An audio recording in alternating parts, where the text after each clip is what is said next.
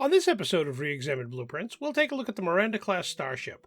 This will be part 1 of a series concerning the Miranda and the 23rd century Starfleet. The total number of the series will be determined when we run out of things to say.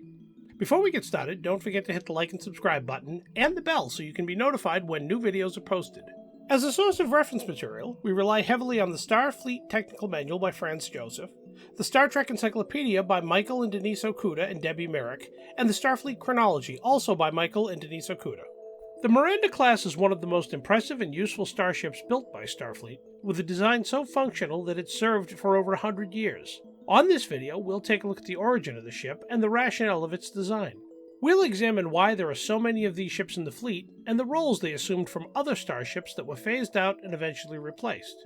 To begin, let's look at when these ships came into service. For the purpose of this video, we will assume the design was built from scratch, albeit with heavy inspiration from the ships of the day. In the next video, we will discuss the possibility that the Miranda class was around long before we saw it on screen. Our first look at the Miranda class came in 2285 with the USS Reliant. It didn't look like a ship fresh out of space dock, so we can assume it had been in service for several years. Confirming this suspicion is the fact that we see 2 more of this class in 2286 during the events of Star Trek IV: The Voyage Home, with the USS Saratoga and another unnamed Miranda class in Earth's space dock when the probe shuts down the power. This would suggest to us that the ship was already in wide-scale use. Going back to the timeline, the warp drive would suggest that the Miranda class came into service after the events of the motion picture in 2271, leaving us with a best guess of creation at somewhere in the 2270s. The next instance we see the Miranda class is during the Next Generation in the year 2365 with the transport USS Lantry. We see the ship a few more times during the run of the Next Generation, and as late as 2378 we see the Miranda class dispatched to the transwarp Aperture Voyager road back to Earth. So the Miranda class began its life in the 2270s and was still in service in the 2370s. That gives us at least 100 years of service. So now we've established its history, let's take a quick look at why the Miranda was put into service. Starfleet has had several periods in its history where its fleet got a major revamp. This is when old ships are phased out, and with the new changes in technology and discoveries, new ships are built. 2 major revamps in the 23rd century were in the 2240s and again in the 2270s. During the 2270 revamp, some of the ships of the 2240s, like the Constitution class, were upgraded to serve for a few more years. However, ships like the Federation-class Dreadnought, the Saladin-class Destroyer, the Hermes-class Scout, and the Ptolemy Tug Transport were being phased out of service, and many would be gone by the year 2300. The ships of the 2270s would have twice the lifespan, higher functionality for science, exploration, and defense. 3 ships of note came from the fleet of the 2270s. The Miranda class, the Excelsior class, and the Oberth class science vessels. Excelsior was a mixture of dreadnought and heavy cruiser, the Oberth a science vessel and light transport. All other functions of the fleet fell to the Miranda class.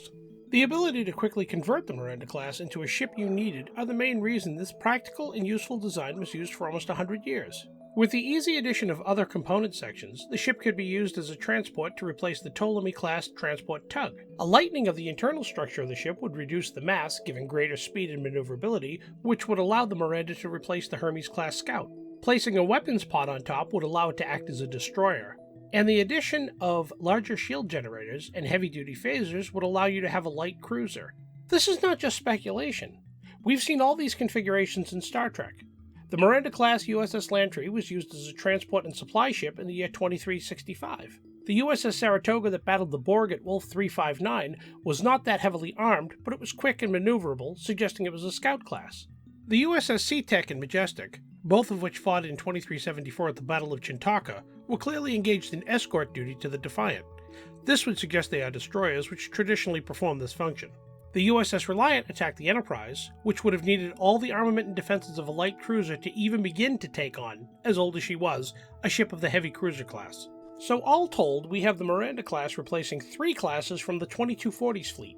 When you consider the benefits of building one basic design of ship, which would include reduced crew training time, cost benefits when manufacturing spare parts, uniformity while upgrading the fleet, and the knowledge that these ships were built with a century of use in mind, it's clear why Starfleet kept the Miranda in service. The design is a tribute to the skill and ingenuity of its 23rd century builders.